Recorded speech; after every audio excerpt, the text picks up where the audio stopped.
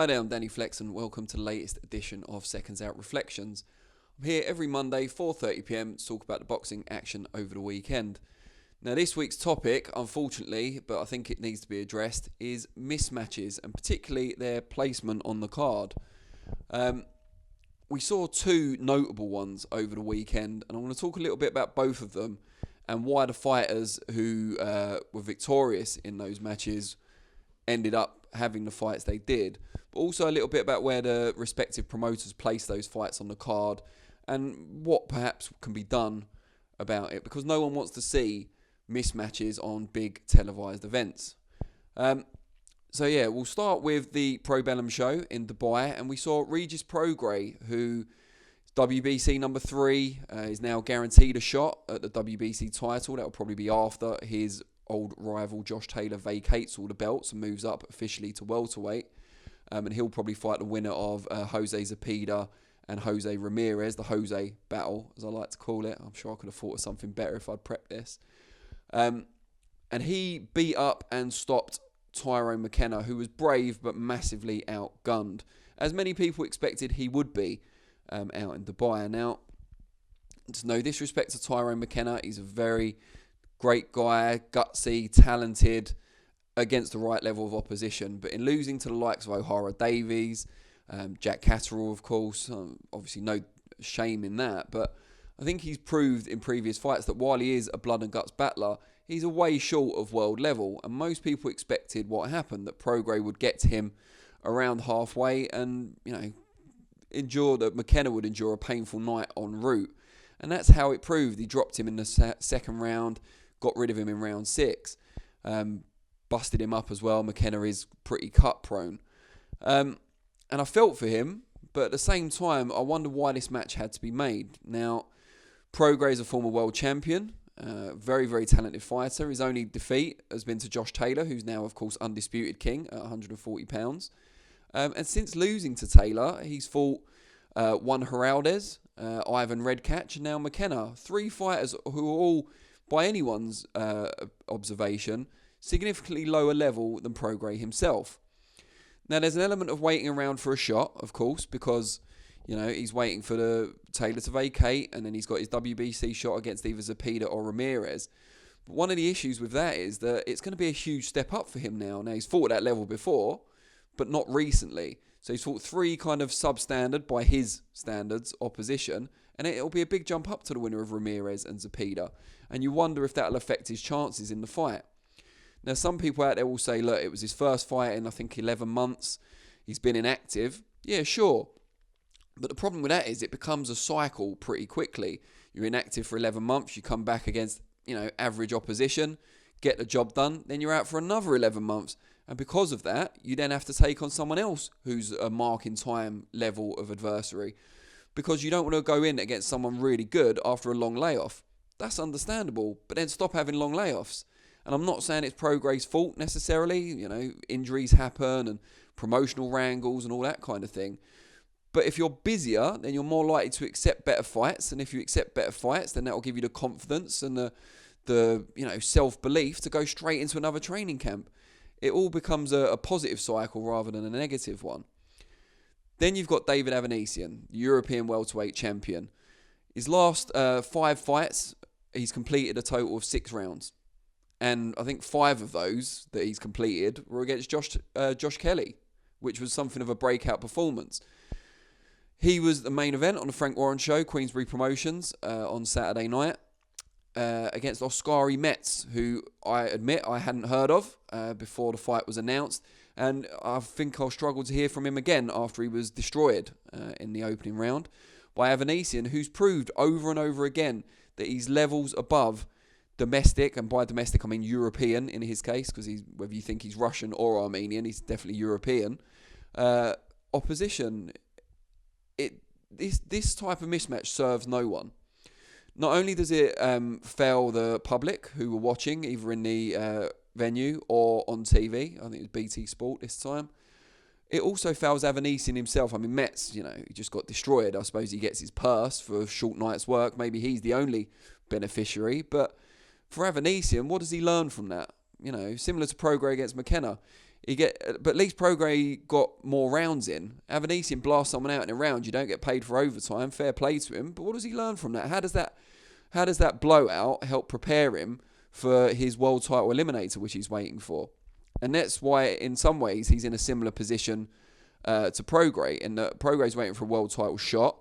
Avanesyan's waiting for an eliminator, and it's not his fault that a lot of people have decided to go in other directions. Very similar to Filip Hrgović up at heavyweight. Not no one, because some people are, but most people aren't believing that Hrgović and Avanesyan are massively avoided or that people are scared of them. It's more that there's easier routes to a world title for a lot of the listed ranked contenders. So for Avanesyan, he's waiting around, and eventually he's going to be pitched in with a Boots Ennis or someone of that level, Virgil Ortiz Jr. And while he's happy to do so, and he's pretty confident, his team are very confident in him as well, if he's going in off the back of like 6 rounds in 5 fights, and against low-level opposition, how in the world is that going to help him make what will be a significant step up against a Boots or an Ortiz? It doesn't, so he doesn't benefit from it either, aside from the purse. And given, there wasn't a massive crowd in attendance, and, you can't expect TV viewers would have been big, he won't benefit from a particularly big purse either, potentially. I'm not going to go into the financials, so I don't know them. But the fact is, that card, the undercard was all right. I spoke to Frank Warren last week. He said he can understand why people were criticising the main event, but not the card as a whole. I mean, really, how many competitive fights were on the undercard as it turned out? Jez Smith going up against Hamza Shiraz looked competitive on paper, but didn't turn out to be in the ring. Shiraz did very well to get the job done. Dennis McCann's fight, I suppose that was relatively competitive, but they were in short supply. What would have been a good fight between Louis Lin and James Beach Jr., that dropped off the bill at relatively short notice. But would it have saved the show? Arguably not. So the difference between how the promoters have handled it is pertinent as well in this one, because Pro Bellum, and I know there's been a lot of talk about Pro Bellum in the last week, and I'm not touching that for the moment for sensible reasons.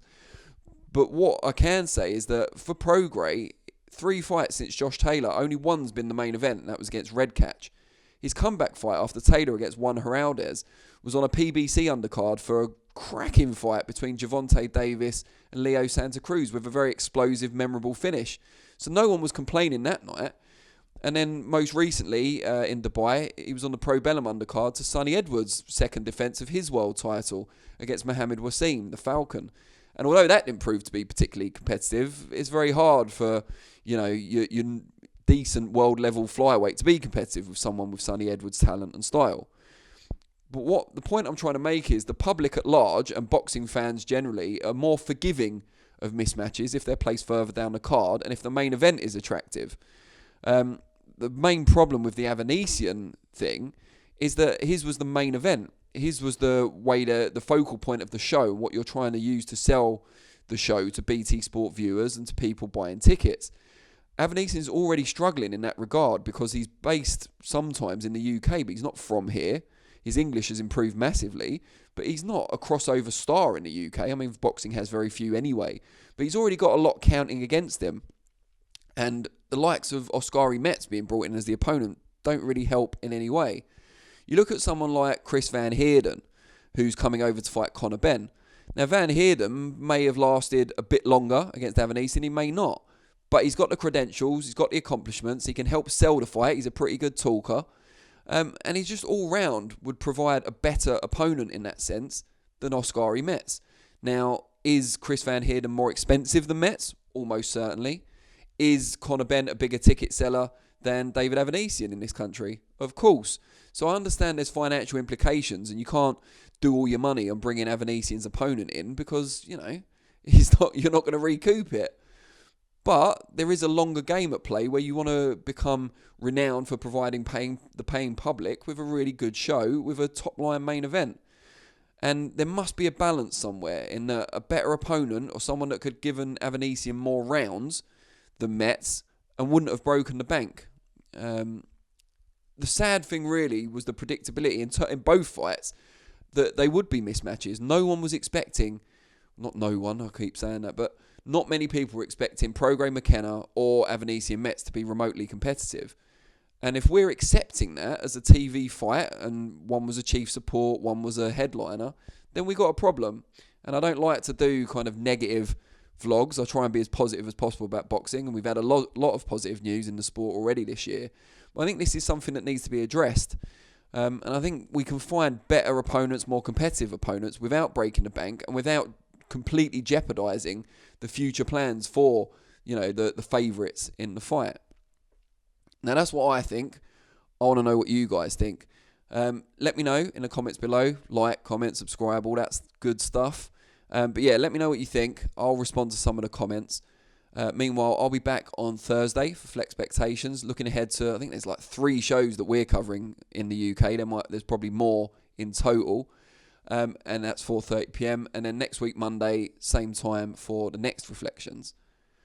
Really appreciate you all watching. And I'll see you all soon. Cheers.